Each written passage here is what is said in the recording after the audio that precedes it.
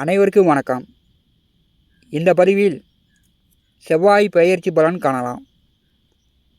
வருகின்ற 11/5/2026 அன்று திங்கட்கிழமை பராபவ வருடம் சித்திரை மாதம் 28ஆம் நாள் பகல் 12:38 அளவில் மீனராசியிலிருந்து மேசராசிக்கு செவ்வாய் பகவான் பெயர்ச்சி ஆகிறார்.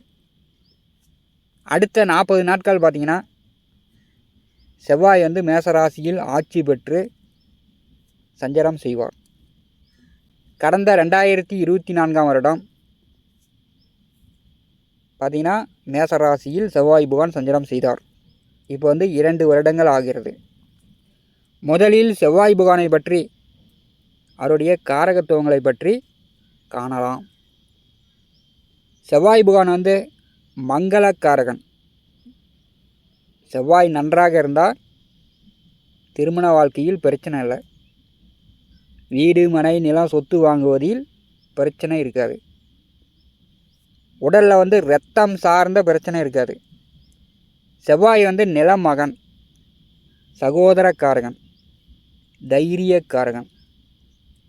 மேச செவ்வாய் அரசு டிபார்ட்மெண்ட்டு, நிற்காமல் இயங்கக்கூடிய வேலை, போக்குவரத்து, காவல், மருத்துவம், இராணுவம், இந்த மாதிரி யூனிஃபார்ம் சர்வீஸ், அதே மாதிரி விவசாயம், ஆடு மாடு, கொம்புள்ள மிருகங்கள்.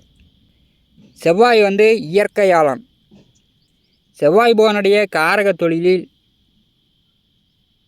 தைரியத்தை எதுக்கு கொடுக்கிறார் என்றால், எந்த உத்தியோகம் பார்க்கக்கூடியவர்களுக்கு இருக்கிறது என்றால், அதாவது முழுமையான தைரியம் வீரம் எந்த தொழிலுக்கு இருக்கிறது என்றால், போக்குவரத்து, லாரி, பஸ்ஸு, கார், இந்த மாதிரி டிரைவிங் செய்யக்கூடியவர்கள், இவர்களுக்கு தான் செவ்வாயினுடைய முழுமையான தைரியம் வீரம் இருக்கிறது. ஆண்கள் ஜாதகத்தில் செவ்வாய் நீர் ராசியில் இருக்கக்கூடாது. பெண்கள் ஜாதகத்தில் பார்த்திங்கன்னா சுக்கிரன் நெருப்பு ராசியில் இருக்கக்கூடாது. செவ்வாய் மங்களக்காரகனாக இருக்கும்போது ஜாதகத்தில் செவ்வாய் நிற்கக்கூடிய ராசிக்கு நட்சத்திரத்திற்கு முன்பாதமோ முன் ராசியிலையோ சந்திரன், சனி, ராகு, கேது இருந்தால் ஜாதகனுடைய வாழ்க்கை கடுமையான போராட்ட காலமாகவே இருக்கும். இது என்ன பண்ணும் அப்படின்னா, திருமண வாழ்க்கையில் பிரச்சனையை உண்டு பண்ணணும். நிலம், சொத்து, இருப்பிடத்தில் பிரச்சனையே உண்டு பண்ணும். அதே மாதிரி மன தைரியத்திலையும் பிரச்சனையே உண்டு பண்ணும்.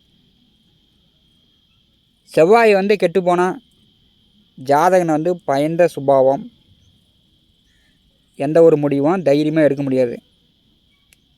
செவ்வாய் சுய ஜாதகத்தில் செவ்வாய்க்கு முன் வீட்டிலோ செவ்வாயோடையோ ராகு கேது சேர்ந்துருந்தால் ஆணாக இருந்தாலும் சரி பெண்ணாக இருந்தாலும் சரி கடுமையான தோஷம்.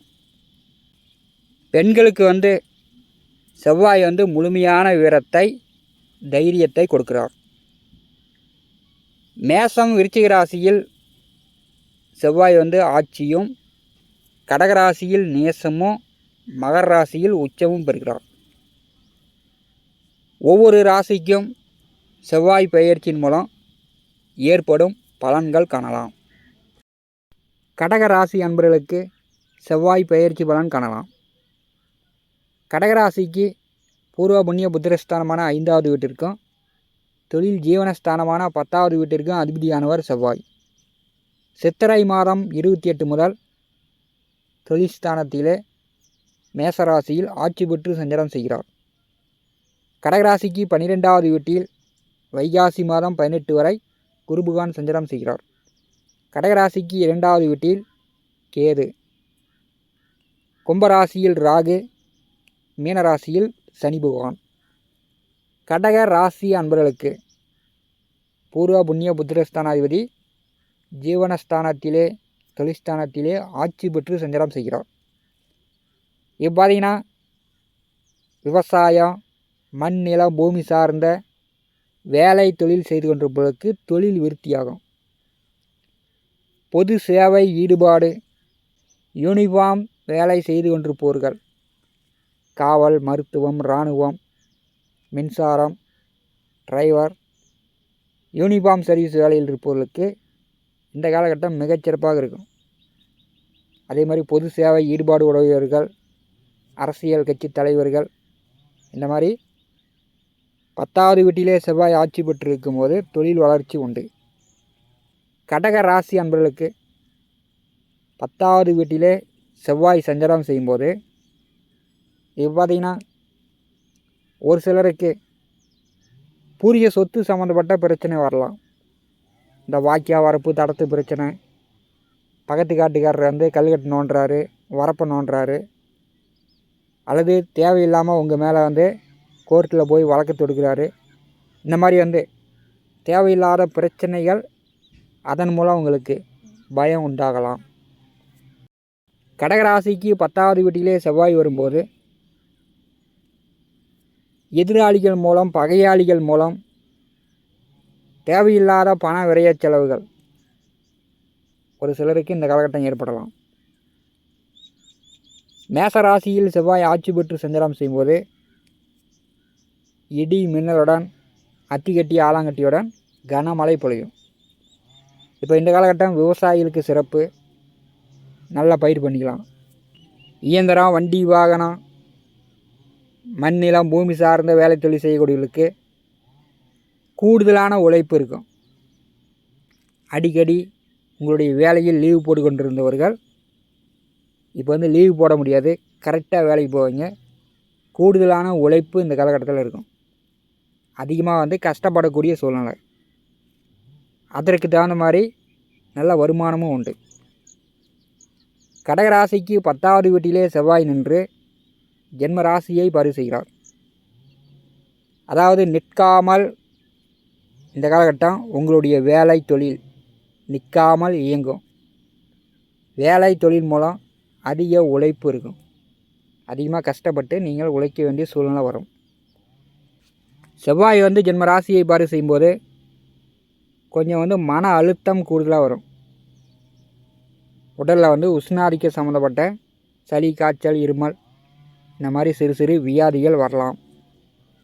செவ்வாய் புகனுடைய நேர் 7ஆம் பார்வை கடகராசிக்கு சுகஸ்தானமான 4வது வீட்டின் மேல் விழுகிறது.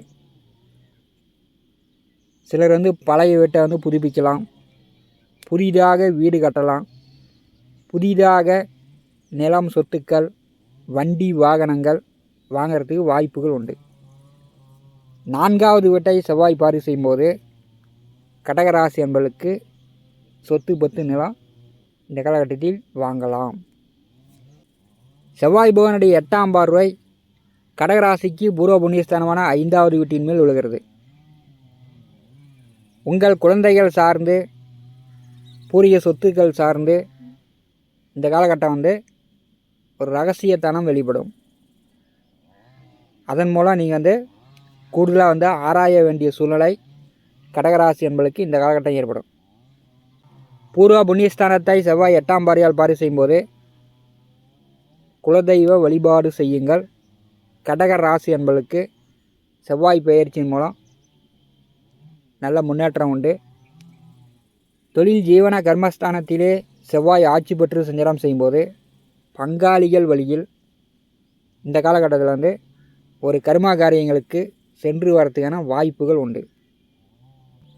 கடகராசிக்கு 2வது வீட்டிலே கேதுவும் 8வது வீட்டிலே ராகுவும் அமர்ந்திருக்கிறார்கள்.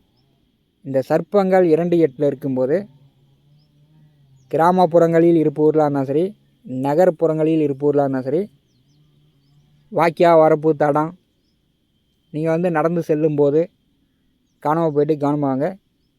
சர்ப்பங்களால் விஷக்கடி தொந்தரவுகள் இந்த காலகட்டத்தில் ஏற்படுவதற்கு வாய்ப்புகள் உண்டு. அதாவது வைகாசி மாதம் கடகராசி என்பர்கள் விஷ ஜந்துக்களிடமிருந்து, கொம்புள்ள மிருகங்களிடமிருந்து கொஞ்சம் கவனமாக இருப்பது இந்த காலகட்டம் உங்களுக்கு நல்லது.